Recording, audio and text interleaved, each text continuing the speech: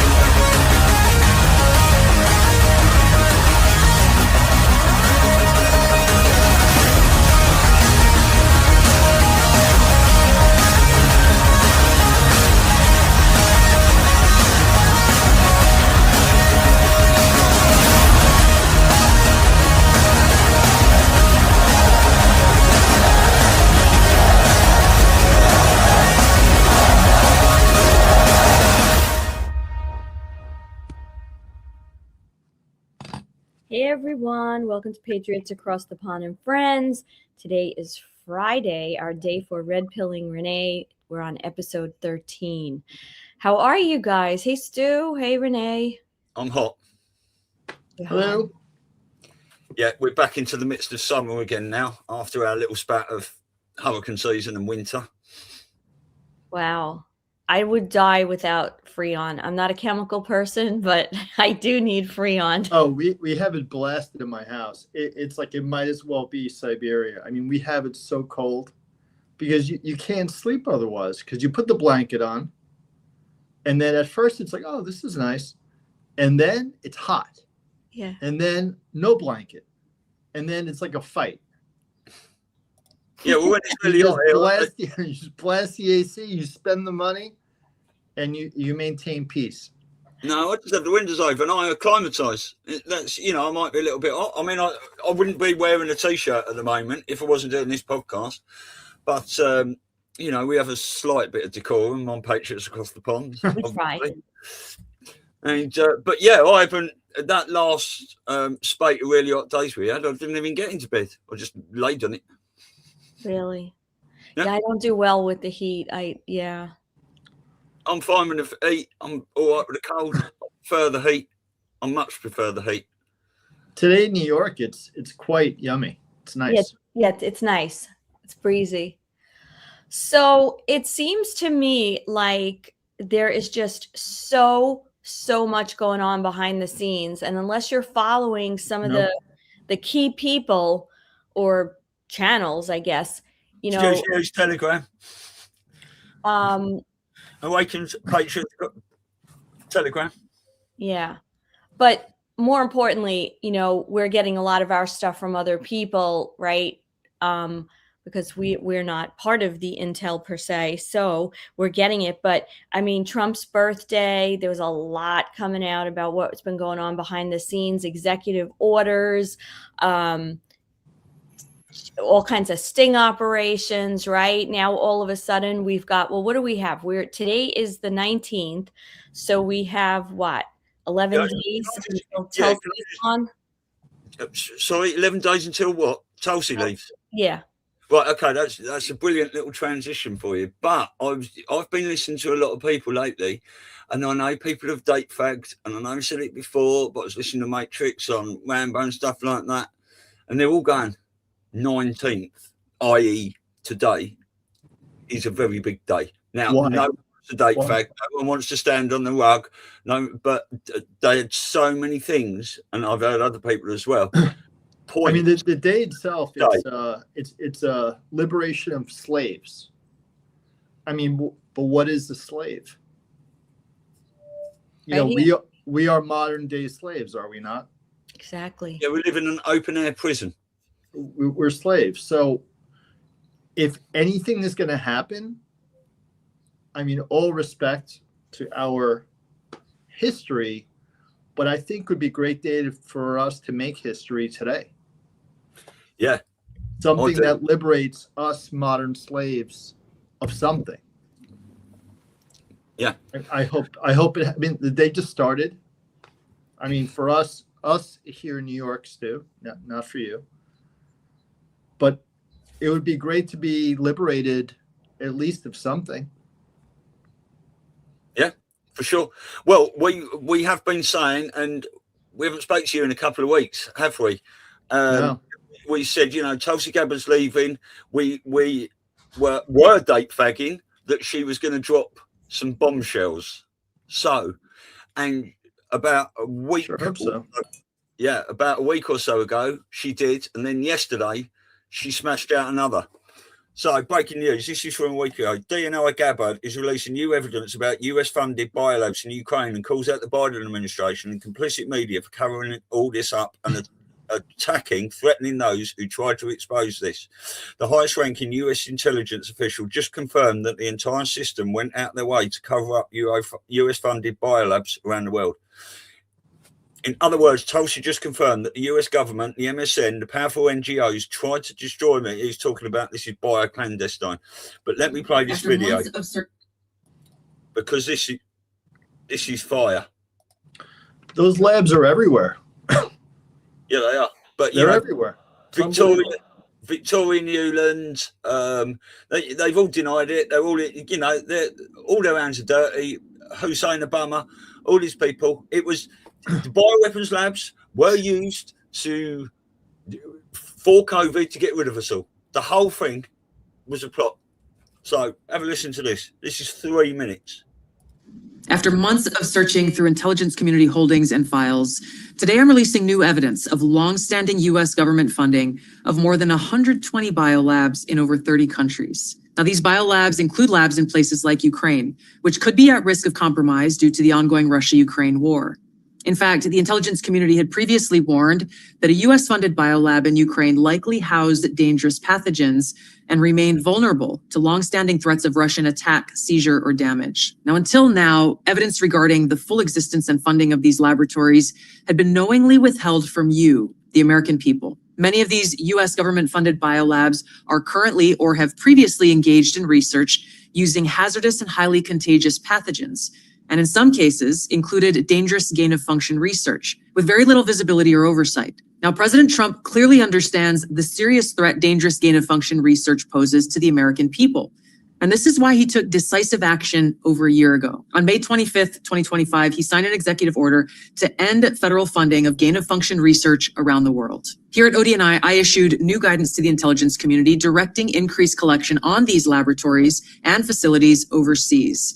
And we're already seeing the results of this increased collection. We're learning new details, for example, on clinical trials that are underway at these facilities and that are raising significant ethical, financial, and security concerns regarding the supposed public health initiatives and U.S. national security. Now, despite the obvious potential for catastrophic global impact that research on dangerous pathogens in biolabs can have, politicians and so-called health professionals like Dr. Fauci, as well as entities within the Biden administration's national security team, lied repeatedly to the American people about the existence of US-funded and supported biolabs.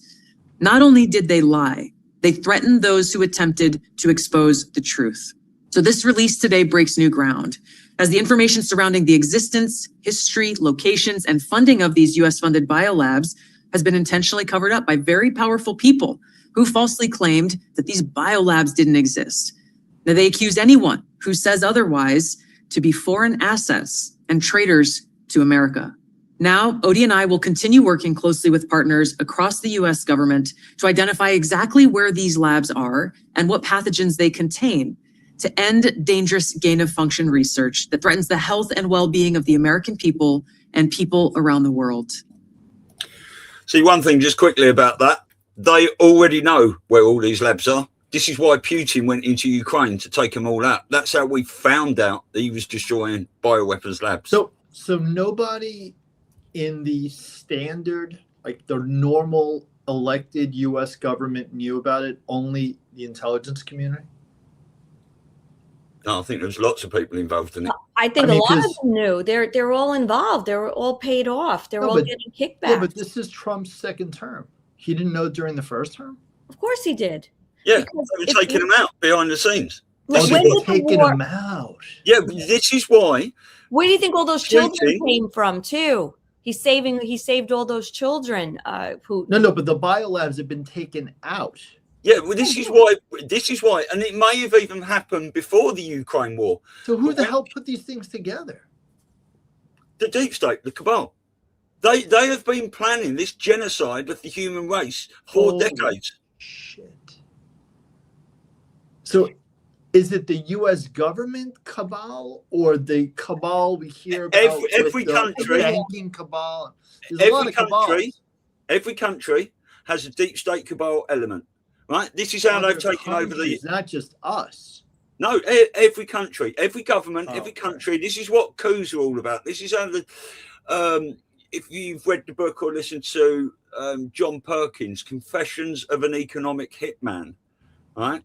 I could show you a little clip. No, about- I actually saw an interview from him. It was a long time ago, but I remember it being very. They have taken over countries for years, hundreds of years. You know, the British Empire has gone around raping and pillaging and all this sorts of stuff. And they've had control. And they've had control through the monetary system, the Federal Reserve. They've had control of royal families and politicians and, you know, and Yeah, they create civil wars. doctors, nurses, chemists, Nazis, you know, scientists.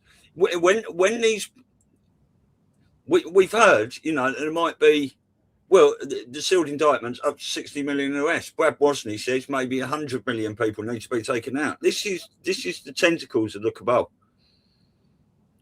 All right, so the biolabs were created by the cabal internationally. Yeah. So this is not a U.S. creation of labs. This is an international cabal. lab. Yeah. Well, look at Davos. Look at the World Economic Forum. Those people, or whatever the hell they are all coming together from different places. So it's a coordinated effort. My concern was that these were U.S. labs that we didn't know about. Well, there might be. I mean, look, they say some of the rumors have said that, let's say, COVID started in one of the, I think, North Carolina, South Carolina, one of the universities. University of North Carolina, Chapel Hill. Thank you. And then brought over to these other ones where they do. It doesn't really matter where. The fact is, it was a coordinated effort. Yeah. I mean, look, there's a very good chance that Trump and the White Hats and certain people, generals and stuff like that, didn't know where all these bases were until after 9/11, they took over the NSA, right? Trump, you know, they got Trump in, they managed to do things, but they managed to use the internet and mobile communications to track all these people. That they found it, and over the last 10 years they've been rescuing children, taking out these underground tunnels, destroying these bioweapons labs and stuff. But what we're seeing is a public reveal, right? Everything you've been told about the Ukraine war is pretty much bullshit. I think everything about the war with Iran is bull. I think everything is bullshit. Yes it is. And don't forget, look, Everything is bullshit. Right, they're not. You know, if it was the Nazis, whatever you think about the Nazis and what all this stuff coming out about Hitler and all these other things and Churchill and stuff, is the fact that after the Second World War, they didn't lose it. And all these wars are funded by the same people. They fund both sides for profit. They have people killing each other for profit. After the Second World War, profit and control, because then they indebt them so that they can control them. So it's a double two things. Yeah, an Operation Paperclip, they didn't, you know, the Nuremberg trials, they might have taken 10 people out as like a show trial, but they hid all the others, all the way brought loads to America, put in different places, put some in Ukraine. The whole point of the 2014 coup, right, was to remove an elected government, I believe, install a rogue government, and start all these bioweapons labs operations and child trafficking hubs and all this sorts of stuff in Ukraine. But the thing we don't know, this is the thing, Rene, and we just don't know, is how long ago, you know, was the real work. I know they're probably still doing a lot, but the real work done, was it done before the very first Q post in 2017? that's why they started talking about it. I mean, I'm sure there's still elements that are still being cleaned up, but we really don't know how long this has been going on and how, how long ago, like how much is movie to show us what happened and how much is happening. But what we do know is that we could be pretty secure that there was, they were planning to get rid of us. And now we're seeing the public. By the way, what was the date that she said, that Tulsi said? Did she say May 11th? 2026? No, I was just trying to see if it added up to 17, but I forgot. I didn't hear the. Yeah. No. So what do you guys think is going to happen when she leaves office? Well, she's gonna drop a load of stuff, and then whoever's there in her place, whether it's he put in Bill Port, didn't he? But there's someone else coming now, I think. I think General Flynn might be coming in there at some stage, right, to really kick some ass. But I don't think. Do you really think they've just found 146,000 children, right, that's been put out in the news, or do you think they found 146,000 children a long time ago, and now they're releasing it to the public because they've been rescuing children behind the scenes all this time? That would make more sense. Yeah, and I mean, it's been done, and like now they're. Yeah, and we've heard about because otherwise you're telling the enemy what you're doing. Right. Yeah, and we've heard about this assassination plot attempt at Trump at the UFC 250. Yeah. Trump's sitting there with the without a care in the world. We've heard they were going to send in loads of drones with bombs on them. Then they had a load of snipers set up, waiting for the people to run out and run away, and they were going to start taking all these people out. Do you really think they foiled that on the night? Or do you think this is an assassination attempt that they foiled in the past and they've used the UFC event to tell the people about one of them? The public know now about four assassination attempts on Trump. Right? We know, Elisa and I and people in this community know about a lot more assassination on Trump. The Q drops, the missile being fired at Air Force One and all these sorts of things. How many assassination attempts has there actually been?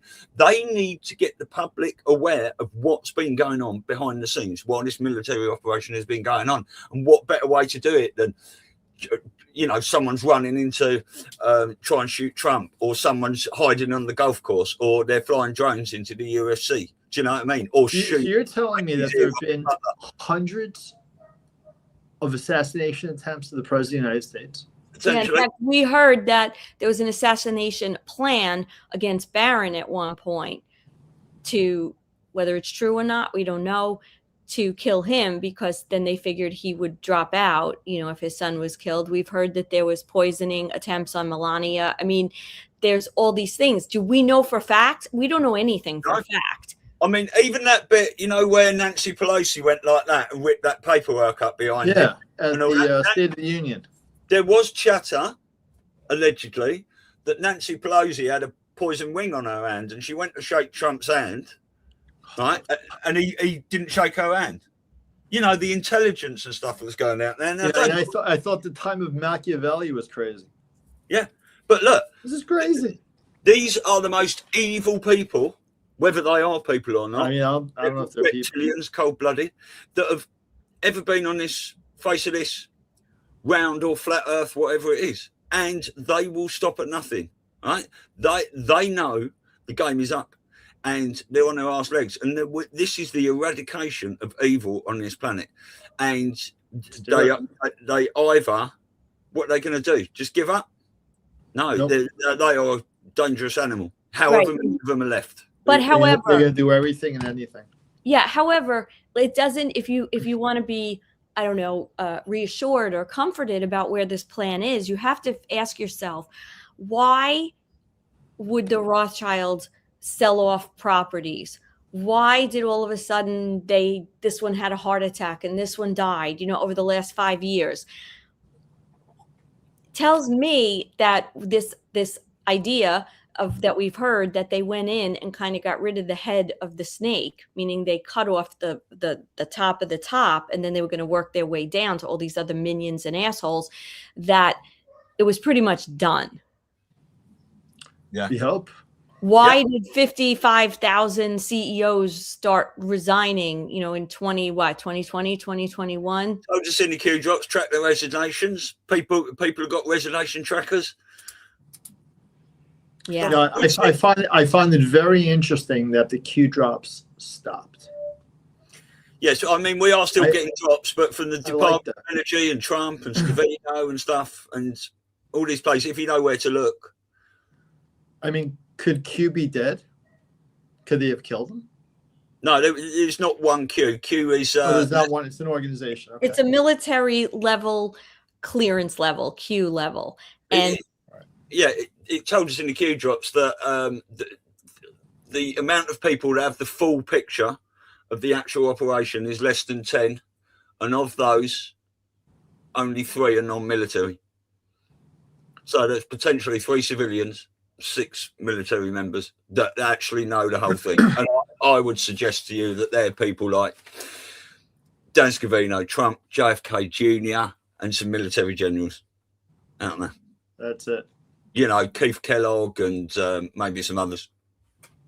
Because Keith Kellogg in a deposition was talking about this. This is what John Herald was talking about in that clip I've showed. I think I showed it on this show. That is the most Q thing I've ever heard, with Burning Bright and Kyle, Just Human. That is just... I love how they get the word out. And did you watch... Right, I know you couldn't come on our show with Matrix Code Breaker. I've been very, very just drowning in work. It hasn't been fun for me. That's why I wasn't able to make it. Yeah. But I mean, he fascinates your mind. I've showed you when he was taking apart the Charlie Kirk death and the 456 and the 11,000 days. Oh, that guy's crazy. Go and watch that episode we did with him because it's 3 hours long. And he talks about all different decodes and Fox News and stuff. But the last hour, from an hour and 58 minutes onwards, he talks about the Knights Templar. Now, Trump, Hegseth, and all these people, the Knights Templar coming back, and it's been 700 years. And how he ties it into the fact that there's 4,966 Q drops. It's fucking mind-blowing, Elisa, isn't it? Yeah. I mean, it really is crazy. And you see the numerology, like it's all numbers, it's all numerology. That was probably like one of the most, like you and I usually have a lot to say, Stu, but I was just dumbfounded that whole episode with how his mind works. You know what I thought was interesting? Totally kind of on the subject, but off the subject. I was like futzing around YouTube last night, listening to music. And then I saw a couple of videos pop up. And one of them talks about they've taken records and census and all this shit, and they threw it into AI about the turn of the century and what New York would have looked like, and all the statistics on the tenements and, the different areas of New York and where they were, like 2 blocks away or 2 train stops away from the most disgusting, horrible, poverty-stricken tenements were like mansions, and servants and all this stuff. But what was very interesting in one of these videos I was watching, I'll have to find it, they spoke about Central Park. And this whole thing starts back when the Lenape were still, occupying all of Manhattan Island, and how the Dutch came over first and how they started building huts, and then the huts led to roads, and, just how it developed or was destroyed. I mean, depending on how you look at it. And so one of the things that was very interesting is that Central Park was an area that was inhabited. That area was inhabited mostly by freed slaves. And they were, they had homes. And anyway, they were forced off that area so that they could build Central Park. Now, what I find interesting, and I was saying as I'm watching this, I'm like, well, if Central Park was one of the focal points during COVID, where they were going in and rescuing, from the tunnels beneath Central Park, all these children, right? And we have a lot of nurses' testimony and videos of them carrying out babies, and the USS Comfort was never supposed to be what they told us, for all these COVID patients. It was really to save people that were trafficked, and children and babies and everything. So I'm thinking to myself, what was going on? And when did those tunnels actually get built? And what was this whole thing of Central Park being a park and you couldn't live on it and it was, controlled? So I don't know where I'm going with this, but I just find it very interesting, which leads me to think about. Are you indicting the Dutch? No. Central Park was built, in the 1800s? So cabal, whoever was in charge. But the Dutch were not, they were not nice people either. The people that founded New York and everything, none of them were. They were. There's a lot to do with this King of Orange and all that sort of stuff, isn't there? From I think, yeah. Yeah. So that led me to thinking how they block off all these public lands. It's just like a 40,000-foot view of what's really been going on, like that we don't see. And one of the things they said very interestingly in one of these historic videos, or they weren't they were about history, was that in those days, the slave trade, and we're not talking about the African Americans, like, yes, that was part of the slave, but all the European slave trade, whites, Irish, like we've all been slaves, like physical slaves. They said they kept slaves, not so much for labor, but for sexual abuse. And when you had guests over, you gave them a slave. That was part of the the elites. That was part of what you got. You got like a slave to abuse sexually. And I found it very interesting on YouTube that they're talking about this very free. Well, that led me to another video about the Astors. Now, I think we've always heard, I don't know, that the Astors, wasn't it one of the Astors who was against the Federal Reserve, Stu? Right, and he died on the Titanic. Right. Well, in I think it might have been 13 or 11. They moved back to Europe apparently, and his place on Fifth Avenue, that block that was the Astor Mansion, it was ordered to be destroyed. I don't know why you would have to destroy it, but okay. It was ordered to be destroyed by the Astors. As the demolition, it was a very big demolition company of the day, went in, there was like a basement. And so when they were there, they found this other hidden area, like a tunnel that led all the way down. And what they so I'm thinking like trafficking, right? No, it was all these crates and all this technological stuff. They found underneath there were these stones that were so precisionally put together. It was like a sub basement that they couldn't figure out how they could have been built. Like you couldn't, nothing fit between them. They were perfect. And they had supposedly machinery. But here's the interesting thing.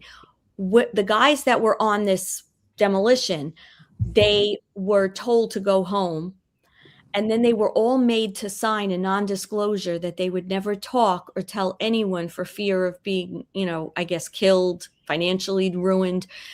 And some of them on their deathbed talked about this, and it all, coordinated, like everyone said the same thing. Now, the story is that they poured concrete into this area, and supposedly it was like building things that were used for building. There were materials that were unknown to anybody in that era, and spoke of some advanced group, people, species, whatever.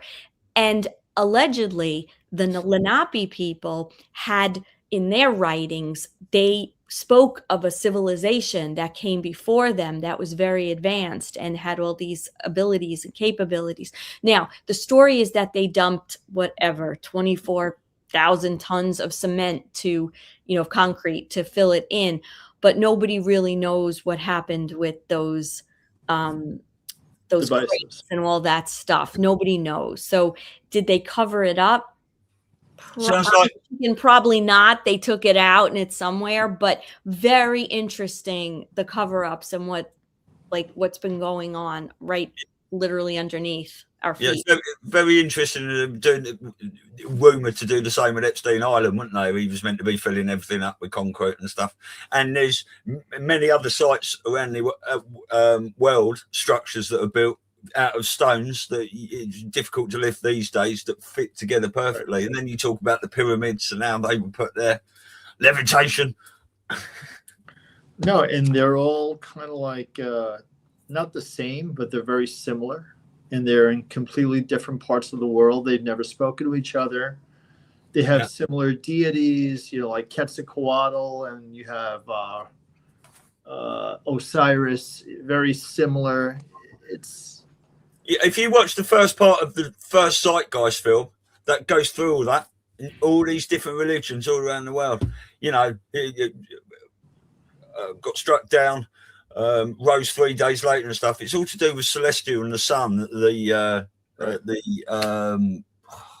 Can't think it was at the certain time of the year when the sun stays still for 3 years, then rises again. Oh, the solstice. Yeah, potentially, yeah. But yeah, it's, those Zeitgeist 1 and 2 are amazing films if people want to watch something. Yeah. I showed my dad the first 20 minutes of Zeitgeist Addendum. It's all about the creation of money and fractional reserve lending. I've never heard him so quiet afterwards. I'm really hoping that that it just resets. It really has to, because the way the world is going, they're printing more and more money. Money means nothing. I know here, I just got a notice from United Healthcare. They want, based on what? I don't know. They want to raise the health insurance for the law firm by 31%. Wow. And we're getting nothing. So, and the deductible is like $5,000. What are they selling? They're selling air. Right. And then as an employer, if you don't have health insurance, you can't compete. So it becomes this sick, twisted thing. They really need to fix the financial system, because we're not going to make it. Oh, right, okay. Well, do you think that potentially might be done to make people get pissed off and make a stand? I can only get so pissed off because I have to compete. Oh, you have to toe the line as well. I have to compete. And if I say, oh, this is ridiculous, what do you think my employees will do? Yeah. They're going to find another guy and they're going to work for him. Exactly. That's how they've got you all trapped. They got me. Right. Let me tell you an interesting story. I was paying $2,000 a month for me and my 2 daughters, right? In just, monthly premiums. My deductible for all of us was $11,000. Okay. What are you getting? This is what I did. I found a health share company. I now pay $720 for the 3 of us. Okay. I have a $2,500 deductible for the 3 of us. And I can write off $150 a month in anything, gym membership, right. because it takes my deductible. What's the cost? For me? Yeah. $720 a month for the 3 of us. A month. And the three of us, once you hit 3 people, you could add as many people as you want, and there's no additional cost. It's based on the age of the oldest person in the household. Okay? Household. No money. They don't want to know how much you make or any of that. You think I can maybe set up like a commune for my employees and we can live together? You could do up to 49 employees under this program. Well, let me just say what happened. Oh, I need this. You can go to any doctor. There's no network. This is ridiculous. I need it. It's called Impact Health Sharing. I will tell you all about it. Here's the kicker. When I was in Florida, I had like this little thing. I had a floater in my eye. I didn't know what the hell it was. I go to the urgent care, right? They look it up. They call. I said, listen, this doesn't have a network. It's a health share. It's not an insurance company. You need to call. They will verify that they will cover me. Okay. Very nice people in Florida. They call. They're like, no problem. You just have a copay of $75 because it was a specialist, right? Okay. Then they get me all crazy and tell me, oh, we think it's your retina detaching. Okay. I go to the hospital. $150 copay for hospital. Done. Right? Okay. Could have stayed there. I was checked in. That was going to be right. I have to talk to you about this because more and more people okay, are going towards these systems, these off the grid. And I need this. The creator of this insurance company, his name is Chrysler. He's very wealthy, and he said he was sick and tired of the system, and that's why he created this. So what is the downside? The downside is that people are programmed. So when you go to a doctor, they're like, what insurance do you have? And you go, well, I don't have insurance. I have a health share. Oh, we don't take it. No, I understand. It's not part of a network. That's why it's not listed with your 50 other insurance companies. You need to call to verify that they're going to cover. And the other thing you could do is if you call Impact, they will make you get like one wellness visit and labs for the year for free. They will call and make the appointment so that they can tell the doctor about it. So we'll talk. So there are things coming up. And so maybe what I'll do is I like to be the guinea pig for everyone, because I can, me, I can withstand torture. I can withstand economic duress because I'm strong. I can handle it. And I don't like to subject people in my life right to this type of strain because they're not me. I can take it. They may not take it. So maybe what I'll do is I'll test it on me and my family, knowing that if it goes to shit, I could just cover it. Yeah, and there's no what do you call that, enrollment period. As long as you enroll by the end of the month, it starts the next month. So you don't have to, like, these other insurance companies, whatever it is, October. So, we'll talk, and I will get one of the experts from the company. Here's the point, though. I'll speak to them because, the biggest There's thing always for me alternatives, is Rene. The kids is the key. As long as the pediatrician takes it, it's good. It's a nonprofit. So number one, it's not in it for profit. Number two, it's illegal for the doctors technically not to take the nonprofit. So there's all these little things. Oh, I need that proof. Yeah, we'll talk. But We'll talk about that after, because this is really interesting stuff. Elisa and I have been talking for this for quite a while, and it'd be great to get you on board with that. I need it because, just to give you some numbers, and this isn't like some mega law firm. It's going to cost me, with the new rate hike, $167,000 a year. Wow. and you're right. What are you getting? Insurance. And you're getting nothing. Yeah. All they're giving you is a little card that says United Healthcare on it. And that's it. Because what are you getting? Right. Yeah. You're getting screwed is what you're getting. Yeah, and then a lot of the time with these companies and stuff, you get a certain type of illness which you're not covered for. Right. Exactly. Yeah. They fuck you over in any way they can. But wait, let me just finish one more thing. So I switch over, right? So now I'm not limited to go to CVS or Walgreens. I could pick an independent pharmacy because I'm looking at the rates. They show you the rates. So for some of the prescriptions I had, it was like $5, whatever. Went to like $1.33. So I look up the pharmacies. I'm like, oh, this one's interesting. It's not far. So I go, oh, they're closed. Okay, what's next on the list? Oh, this little one over here in West Hempstead. And I walk in that day, and who's there? George. No shit. That's how it happened? That's how we what happened? I love it. You see? Oh, tell George I spoke to Rumi. Okay, I will.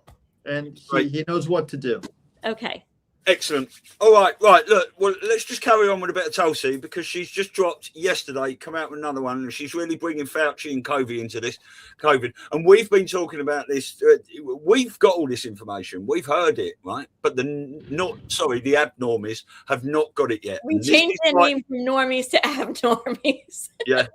Thank you, Flat Earth David Weiss, for that. I like it. Abnormies. Yeah. I'm like a half abnormie.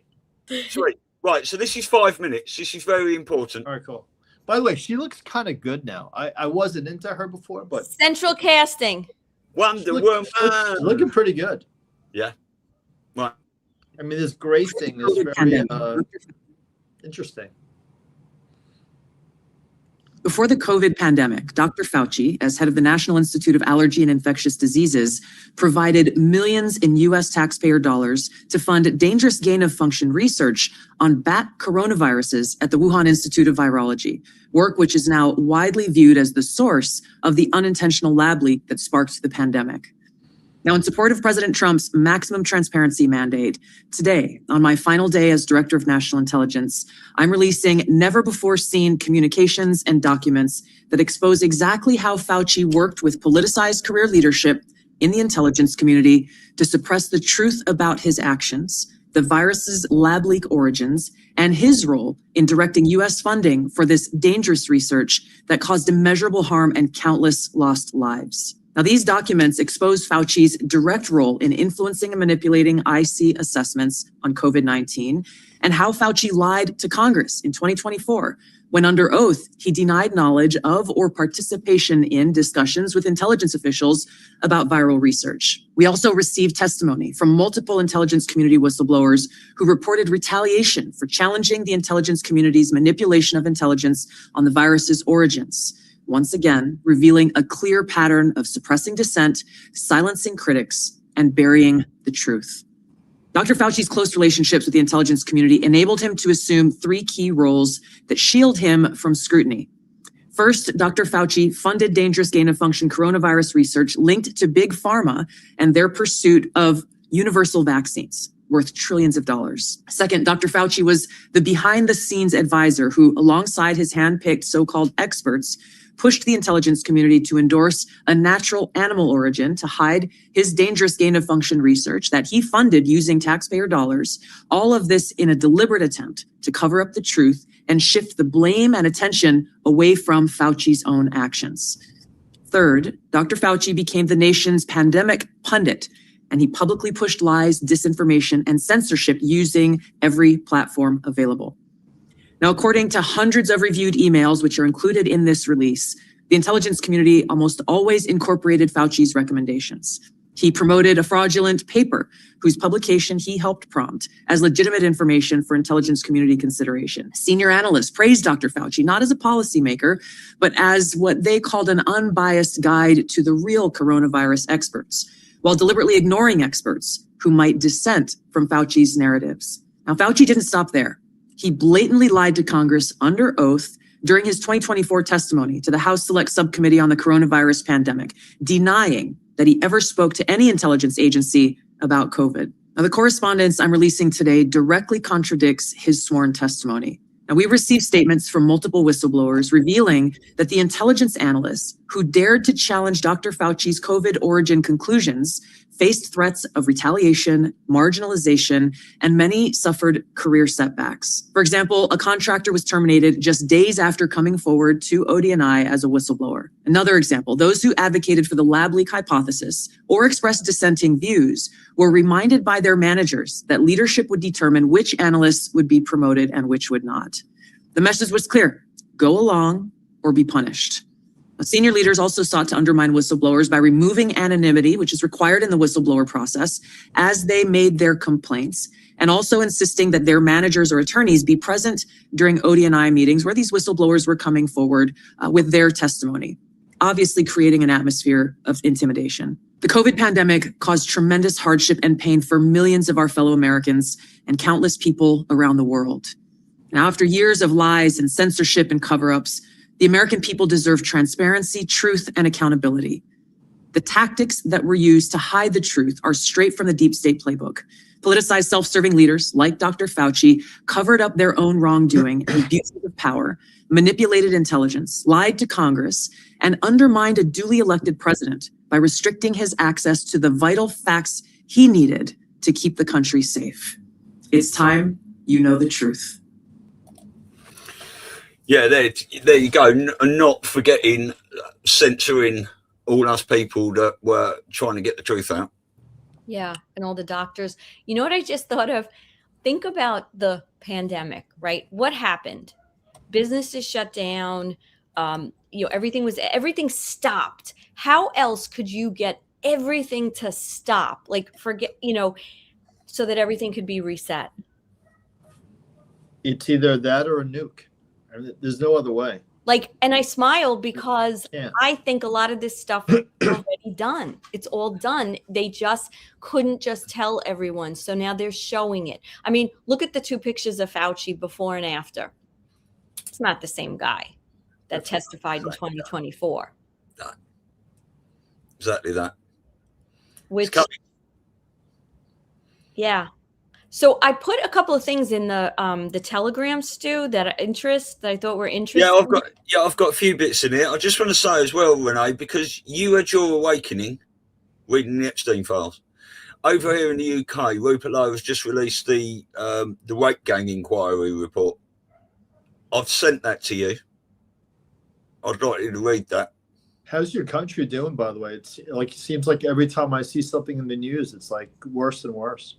Yeah, well, you know, innocent victims, no one wants anything in this. But the worse it gets, the more people are going to stand up. Let me just tell you a story, right? Let me tell you a story. Because I told this to Elisa before we came on. This is a news report from this morning, and this is absolutely horrific. Let me just get this up on the screen.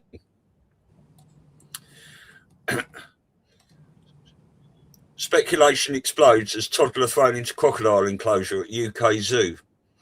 Right? In another barbaric attack, a 3-year-old boy was thrown into a crocodile enclosure at Johnson's and Oldhurst Zoo near Huntingdon in Cambridgeshire on Thursday afternoon. The child sustained serious injuries, but was reported stable at Addenbrooke's Hospital in Cambridge. A 30-year-old man from Norfolk has been arrested on suspicion of attempted murder. Now, no speculation there. No speculation there. We don't know who it was. The police are not revealing the names. It could quite easily be some person of, white skin colour that was a loony, an idiot, anything like this. But we've seen a lot of attacks in this country coming from people from other nations. You know, a beheading, and a young girl got stabbed twice in the neck by a guy who didn't run away, standing in the road. So we're seeing all these things. So not putting it out there, but they haven't released a name yet, so we'll see what happens there. But if people find out that was an immigrant that has done that to a 3-year-old child, I think it's going to get the fucking boiling point there. It's going to be like Northern Ireland. I know they're completely going crazy over there. Good. That's what it needs. This is what it needs. Everyone in every country to go completely fucking crazy. Not, right. You know, not in a way that they're doing all this sort of stuff, but I believe the White Hats and the Alliance and all that, we're giving power back to you, the people. It's only then at the precipice where people are losing it and we've had enough that we're going to see things really escalate. People have got to take their power back that's been taken away from us for hundreds of years. This is why we're all in an open air prison.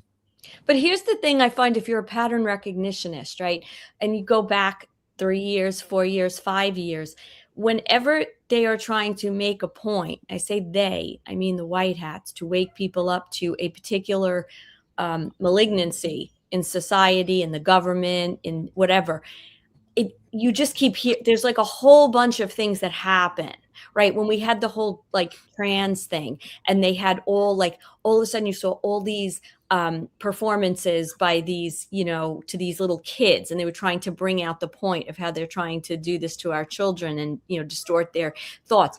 It's interesting how there's all this stuff going on in the UK right now as it relates to, i.e., these bad immigrants that are doing things. So I, just praying that this little boy is okay, and but could it potentially be another white hat psyop?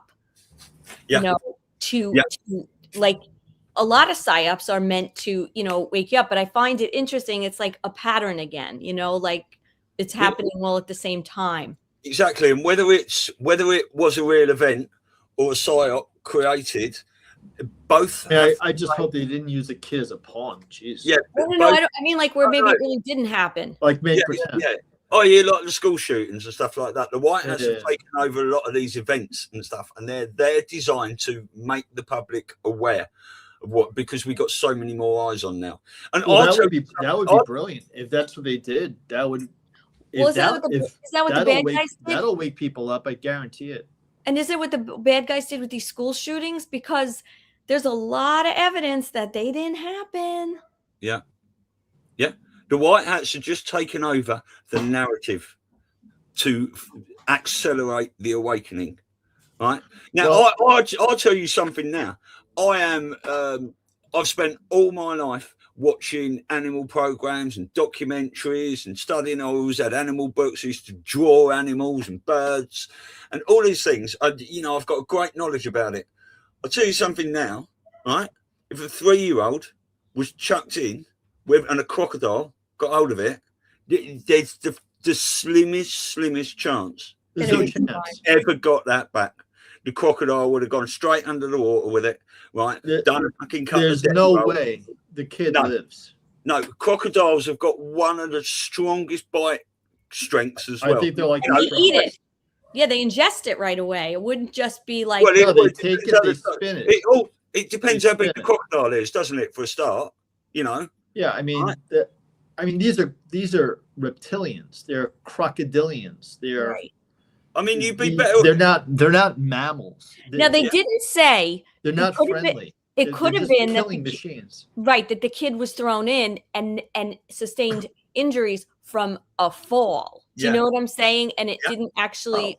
They're not saying. That's what's kind of strange about it. And it could be true. And maybe the child sustained damage from like falling. If he fell and they hitting- rescued him is one thing, but you're There's no not way getting that kid would you're have not survived. getting away from a crocodile. No. Definitely not. Not if it's a saltwater crocodile, Nile crocodile, anything like that. You've had a much better chance fighting an alligator, I'll tell you. But the instinct of those crocodiles and stuff. And look, I mean, you can't put it past when you have a religion or you have a book for your religion that tells you certain things to do. We've all seen videos of people running around. Mothers and babies with prams and people with knives trying to stab the babies while they're in prams and stuff. It's just the mindset of certain people is, and I'm not picking out any race there at all. It's just, Right. Well, it's an us and them kind of mentality. If you're not part of the group, you're this other thing. And if you're this other thing, it's okay to kill the other thing. yeah, and there should only be two groups, right? The bad guys and the good guys, right? And the majority of people on this earth are good guys, but most of them have been divided from being good to each other by religion and all these other things. I mean, You know? every mass homicide, every ethnic cleansing is possible because it's the psychology of the other. If it's the other, you might as well, turn it into a dog or a crocodile. Oh, we can kill them. Yeah, it's the whole Nazi mentality. It's the Zionist mentality. It's the other. Oh, that group, we can kill them. We should kill them. Yeah. And then And that's what makes humanity unhuman. Because at that point, we're not human beings. We're just tribes. And once you have this tribalistic mentality, that's where you see atrocities. Now, in the modern day world, though, many of these black hat operatives have been MK Ultra'd. There's a lot of evidence that they were mind controlled to do the act, whatever that is. So, now we're looking at things that were done to then incite and divide the people, right? They use those kind of tactics. What's the status on MK Ultra disclosures? Because I was able to glean that they're going to start putting out into the mainstream news about MK Ultra. Have you heard anything about that? Well, no, I mean, our Monday show, we normally have guests on that've been through MK Ultra and things like that. So we're doing our bit with that show. But no, I haven't. We've got people that have been screaming from the rooftops about this for years, but they've been so censored. But with this stuff coming out from Tulsi, it's just you're going to see more and more and more coming out. Tulsi needs to put that out there because people don't know about MK Ultra. I can guarantee you. When I first heard it, I was like, come again? What? They did what? How? What? Yeah, and it starts in the womb. Monarch mind control programming and all these sorts of things. These people are fucking evil. But it's all coming out, but it has to come out dripped in a certain way, right? Because it will otherwise it's be mass chaos. Otherwise, and they've MK Ultra. But here's the problem. The problem is if you drip and drab it. It's like what's happening with me with deep fakes. Like you don't know what's an AI generated image versus a person. You don't know. And then if you slow drip it with the MK Ultra, it lacks the shock required for people to care. Same thing is happening with the aliens. Has there been an uproar with the alien disclosures of the U.S. government? No, because we don't know what's real. We don't know if it's AI generated, if it's real. We don't know. No, I say with MK Ultra, just put it out there. It is going to come. But this drip. What I'm saying about this drip is not going to go on forever. It's going to drip, and the drips are going to get louder and louder and louder and louder until people are fucking paying attention. Then there's going to be a flood. We need a flood. There's so many areas of the drips and the floods. Like it's every single part of how it's education, it's medical, it's financial. It's like each area. They have to drip each area because if they flooded every area, people would break down. You can't say everything in my life is not what I thought. So don't you think, Elisa, that people have been subjected to so much bullshit that we've become like very hardened to bad news? Like we're so used to getting bad news. We're completely desensitized. We're so used to it. About. That's what the news is for. And fightings and you just get desensitized. Yeah. The news is there to keep people in a state of fear and disconnected. And I don't want to go out of my house. It's bad out there. I just stopped watching the news. I actually made this decision. I now get my news basically through X and like emails. I decided that if I watch the news every day, other than having better conversations with people that are interested in current events, how is this making my life better? Will I become an ignoramus over time? I don't know, because I don't know what's truth. What is true? They're showing me something that they want me to believe is true. So I'll go down that rabbit hole until it turns out that it's false. Right. So I wasted a half hour of my day watching something that's mostly fabricated. How many hours do you think we've wasted? Well, and that's the thing. Trump, by saying fake news, he's dismantling the media and making us the news, like average people who are doing research or talking to one another.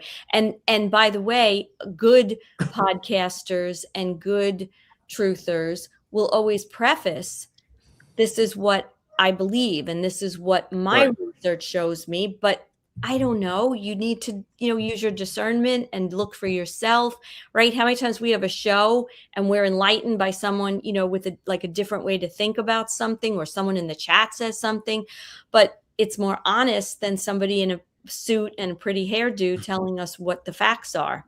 Well, I'll tell you what's blown my mind from your shows. Whenever you have those those numerologist type people. I mean, that's kind of scary. I mean, you have to have like either like some kind of like severe autism, or you're just a savant, because it's almost like magic. Yeah. It's like modern day magic to put all these numbers together and them to make like perfect sense. Yeah. It's pretty crazy. He's pretty It's incredible. beyond crazy. Yeah. I'll just show you in the Q drops, there is actually 19 posts that say you are the news now. You know, fear, panic, loss of narrative control. You are the news now. Right. This is what General Flynn was talking about. We have an army of digital soldiers. This is us. This is it why. Makes sense. I mean, it's a lot less delusional. At least you can have a conversation about it and kind of like figure it out. And if you're wrong, you know, your friend will tell you, no, look at it from this perspective, and you can actually talk about it. Right. Otherwise, you're just listening. Yeah. I used to love, as a little kid, I used to love Walter Cronkite. I used to believe everything that man said. If Walter Cronkite said it, it is. Now because of my awakening, I'm like, was it? Yeah. That's the thing. This is why the Q drop started. And this is why Trump was using Twitter. Because he was going, you are fake news. Trump was putting out tweets. Q was putting out the drops. They were building an army of you are the news now digital keyboard warriors. And, you know, they put out a news story now on the news. We've torn it to bits within 30 minutes, normally. Fake, look at that. His foot disappears. This is going on. There's no reflection in that mirror. Yeah, all this stuff. That's CGI. I mean, I still think Netanyahu's dead, and you can't convince me otherwise. No, you're probably right. Yeah. You can't, because I saw 6 fingers. Yeah. I saw a different face. And so his ring disappeared. You can't undo what I saw. So, like, okay, you might think I think he's dead. And that's what happens. There's no more absolutes. Like, you don't know. I don't think he's dead. I think he's in a cell next to George Soros at Guantanamo Bay. Right. Are they doing an elephant walk? Well, we might see him come out and be hung from the USC 250 structure, mightn't we? Yeah, or something like that. That was some structure, wasn't it? You know, you talk about AI and things. We have heard, we haven't got definitive proof of this, that if they've been doing a lot of these military tribunals, that they have been filmed on analog, which is why no one will be able to say, no, that's bullshit, that's AI. This is why we had leaks about that. I can't remember where we heard it. But. Yeah, that was back in like 2020. Yeah, 2021. Yeah, keep it analog. For sure. Right. Elisa. Yes. Has made a cut the post, and we've been talking. There's an account at the moment called Axios 4B that is putting out some really good stuff, isn't it? And they're making a great post. It's sort of like putting out the stuff that Q the Storm might used to put out, and others sort of like channels we used to get things from that we couldn't post. So Elisa's put a couple of posts in here, and I've got one as well at the top. So I thought, Elisa, if I read one out, and then you can read the other 2 out. Okay. Get Rene's opinion on these, because as we go through, because the first one is about everyone's having a flap about these data centers at the moment. Oh, it's digital control and CBDC, and we're all fucked. All the usual dooms and gloomers.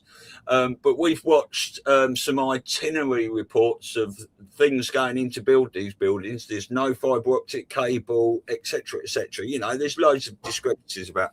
But I'll just read this post out. Take me a couple of minutes. From Axios. Trump just classified AI data centers as military installations. Read that again slowly. Executive Order 14318, signed June 2nd, 2026, buried on page 14 of the Federal Register. No, not one cable news network covered it for more than 90 seconds. Every major AI data center in the United States is now classified as a military operation. Local governments can no longer block them. State regulations can no longer apply. Environmental reviews bypassed. Zoning laws overridden. Community objections irrelevant. Why would a president need AI infrastructure to have the same legal protection as a military base, because that's exactly what it is. I was shown in a briefing summary on May the 19th, 2 weeks before the signing. The language was not about innovation. The language was about replacement of systems, replacement of processes, replacement of people. Here is what EO 14318 actually authorises. Nuclear reactors developed at AI facilities by 2028, not solar, not wind, nuclear. The same power source that runs aircraft carriers, because what they are building requires the same energy as a warship fleet. Every frontier AI model must be submitted to the government 30 days before public release. The government sees it first, tests it first, decides what it can do first. One federal framework, one rule, all 50 states stripped of AI regulatory authority simultaneously. No governor can stop it. No state legislator can slow it down. Now connect the dots. Grok ran a military operation in 96 hours that would have taken human planners 42 days. That was the test. The test passed. What comes next is not a chatbot.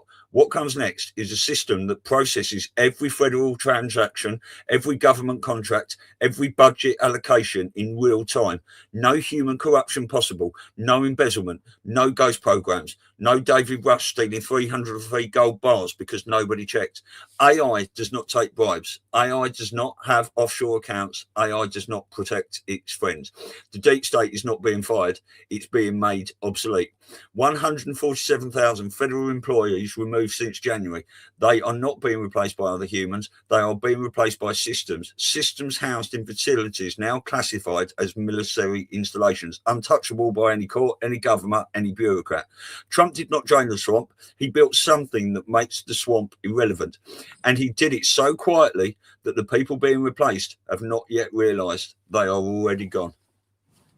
The machine is already running, and it answers to one man. AI is the ultimate equalizer. It really is. It empowers the people. Yeah. It gives people, through ordinary speech, the ability to really wrangle elite information. And it also gives them the ability to vibe code systems that were not accessible by regular people. So all of a sudden, the elitism, which some of it emanates from elite information and elite access, is taken away. And that scares the shit out of them. It's very scary. This is a real equalizer, artificial intelligence, if we could manage to not kill ourselves in the process. Yeah, benevolent AI. I hope so. Mm-hmm. Mm-hmm. Oh, Rene, I've just seen you're drinking out your copper mug. I have just ordered myself, and hopefully it's turning up today, a copper drinking bottle, pure copper. So that's all I use. I use this copper cup. Yeah, I'm going to be using that every copper day. On the inside, I was going to get I do like a glass of wine every now and then, so I've been looking at. I think you love wine more than I do. Proper copper wine goblets. So I was going to sit here like that. Might even get a crown to right. I never had wine in a copper goblet. I saw a beautiful one. It's about 40 English pounds, about $60. But then they wanted about 30 quid to deliver it, and I fucked it off. But I am looking. Is it modern, or is it an antique? It looks like something Henry VIII would have, gulping wine as it all runs. That's pretty cool. Yeah. I love the old stuff. I really do. Yeah. Yeah. So we have a few more, but anyway, it is a good. It sounds very military, that Axios. I don't know who's behind it, but very, very interesting information that comes out, all based on, executive orders, military stuff. You know what I'm saying? It's not like just current event stuff on there. I just want to say something to a Dutch Rumbler in the chat,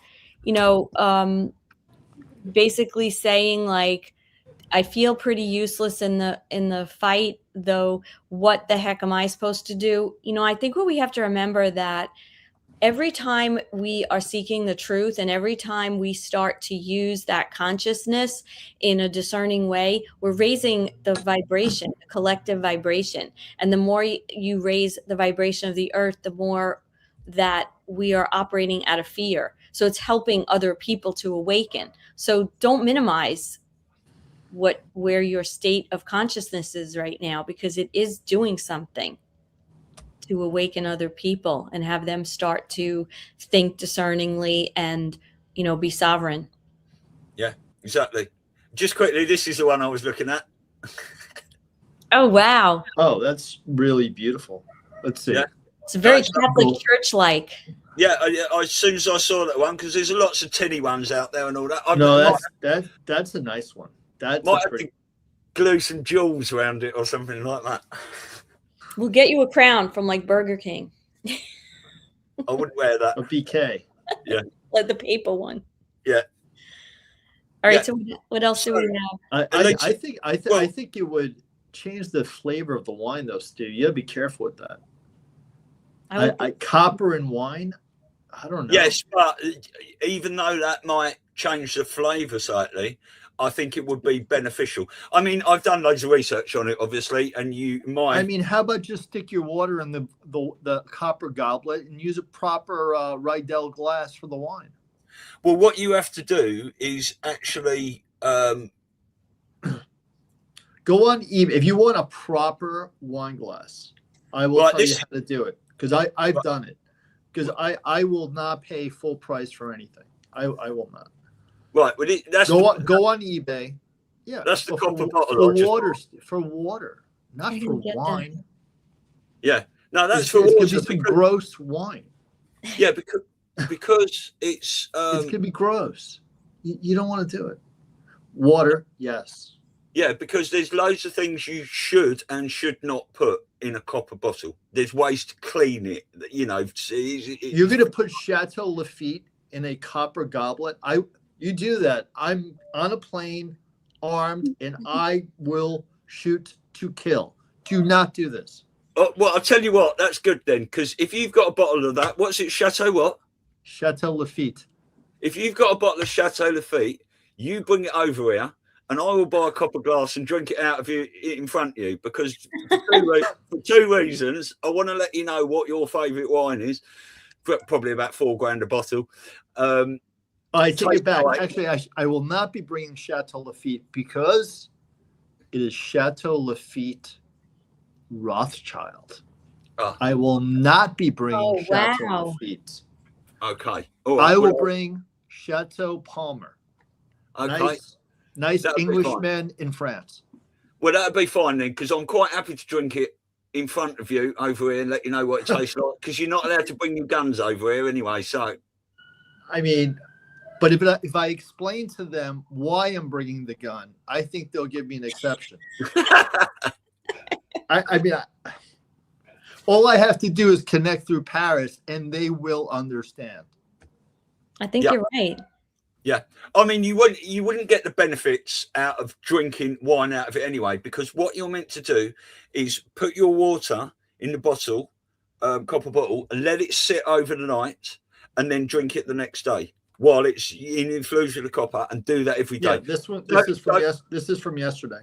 Yeah, and you shouldn't even put it in the fridge because of condensation and other things. It should be at room temperature, blah, blah, blah. But yeah, Elisa, there's a couple more Axios posts. Do you want to read those out? Yeah, sure. Put them on the screen. There you go. Dutch rumble, acidic. Oh, right. Is acidic. Fluids react with copper. I wasn't going to see the screen. Can you not see them there? What, the comments? Yeah, the comment. Wine is acidic. It would react with copper. No, you've got two posts you put in the Telegram chat there. Can't you read them from there? Not on the screen. It's on my phone because I can't. They're not synced. Oh, right. Okay. All right. Well, if you can see it. I see it. Can you see that? Yes. Oh, jeez. Okay. Let's see boy. what we got here. Let's see. So this one there you go. Is very interesting. Your birth certificate is a bond worth $1 to $2 million. It's traded on the stock market. You were never told.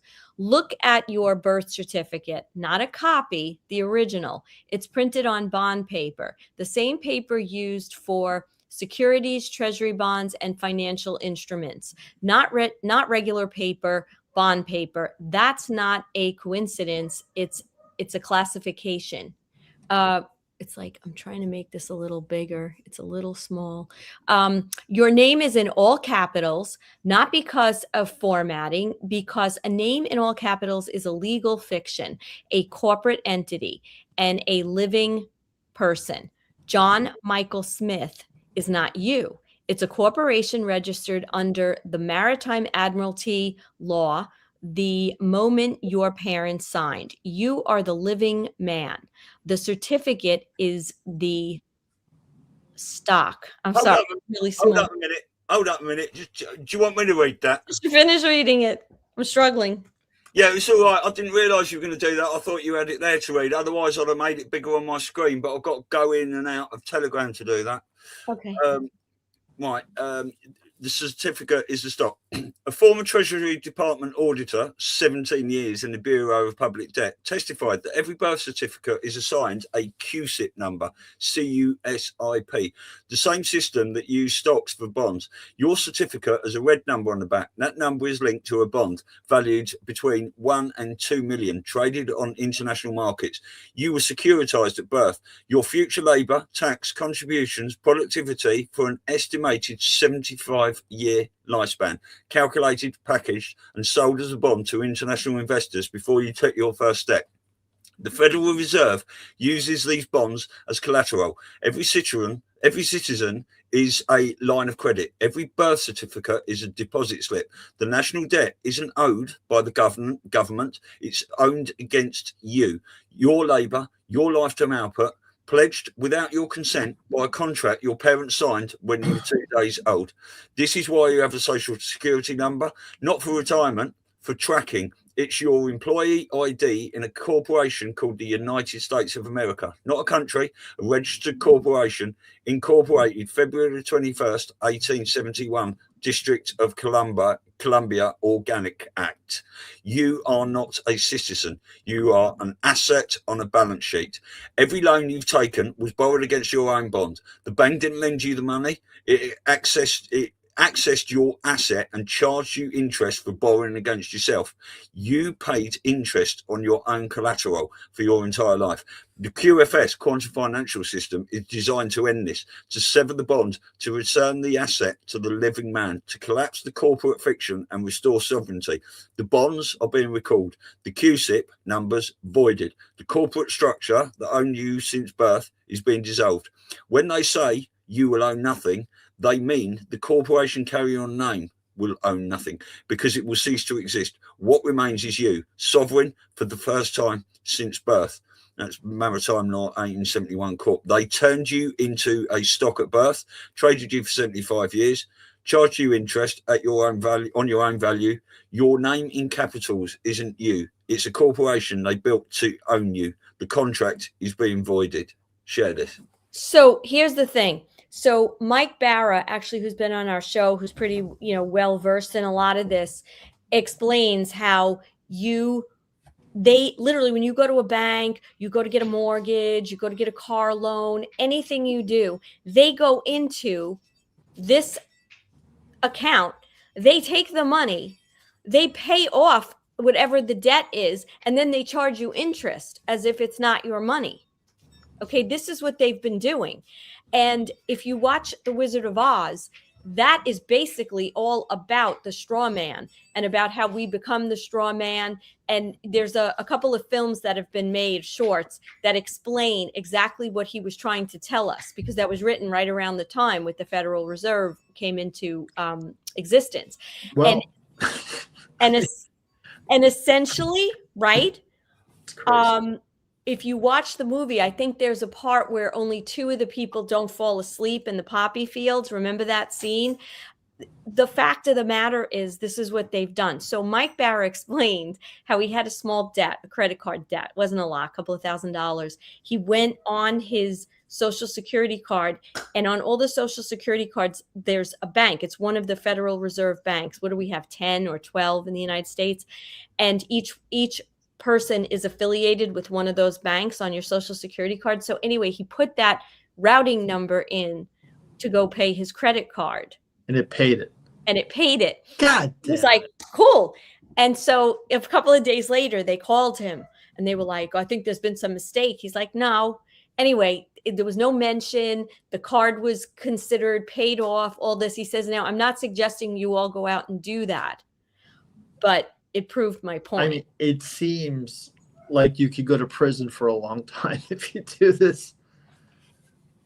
I test a lot of things. This is not one that I will be testing. Well, that's not really the point. I agree with you.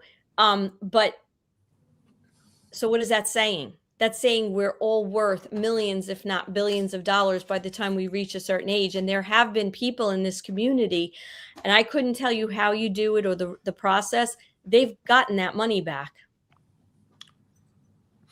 I'm learning something every day. I mean, this is mind blowing. Yeah. Now, Mel Carmine just did a movie, Dear Mr. President 2, which we were thinking of doing a watch party for, which goes very deep into the specifics of this whole straw man and how the bonds. So every time you get married, you do anything, you get a fishing license, you get a marriage license, you get a new degree, right? You get a law degree, a college degree, anything you do, a bond is created and you're traded. And that's how it keeps increasing your account. Oh, so it's not a fixed number.